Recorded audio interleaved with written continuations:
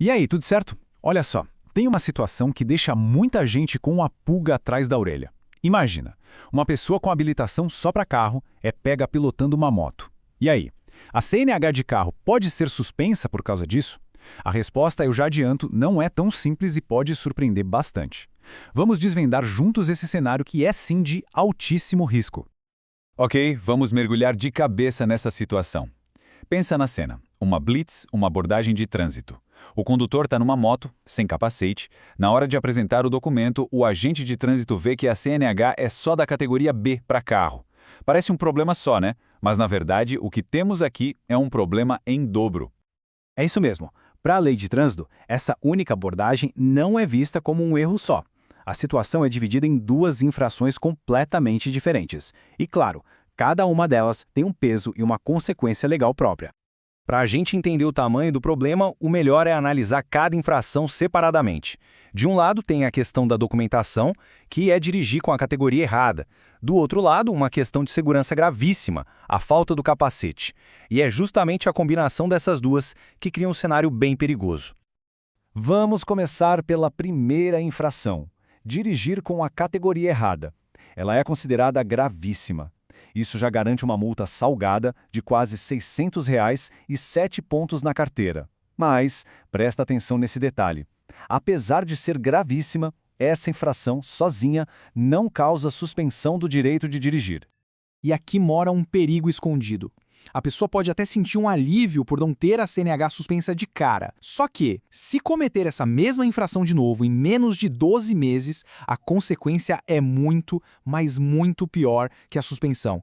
É a cassação da habilitação. E cassar significa perder a CNH de vez e ter que refazer todo o processo, do zero. Agora, a história muda completamente de figura. A segunda infração, pilotar sem capacete, também é gravíssima. A multa é de quase R$ 300, mas, olha que interessante, 0 pontos. Ué, por quê?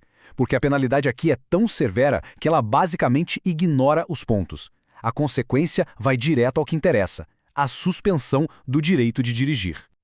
Então o ponto central aqui é entender por que a falta do capacete aciona uma punição tão drástica, né? A resposta está em um conceito fundamental da nossa legislação de trânsito. E esse conceito é o de infração autossuspensiva. É como se fosse uma categoria especial de infrações, sabe? Elas são consideradas tão perigosas que a consequência é a suspensão direta. Não importa se a pessoa tem 0, 10 ou 20 pontos na carteira. Isso mostra bem a lógica por trás da lei. O risco à vida, como é o caso de pilotar sem capacete, é tão alto que a resposta tem que ser imediata e forte. Por isso ela pula a etapa do acúmulo de pontos e vai direto para a suspensão. Ah, e tem outra dúvida muito comum que precisa ser esclarecida. Ok, mas se a infração foi na moto, não deveria suspender só a categoria de moto? A resposta é não.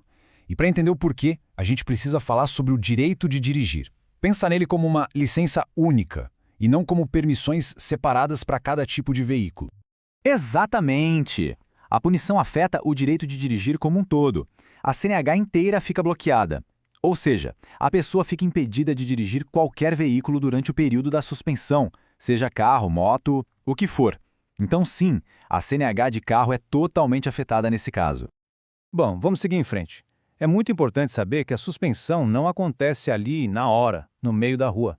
Não é assim que funciona. Existe todo um processo legal que precisa ser seguido e ele garante o direito de defesa.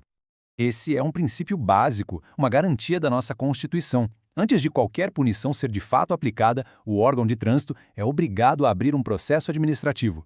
E é nesse processo que o condutor vai ter a chance de se defender.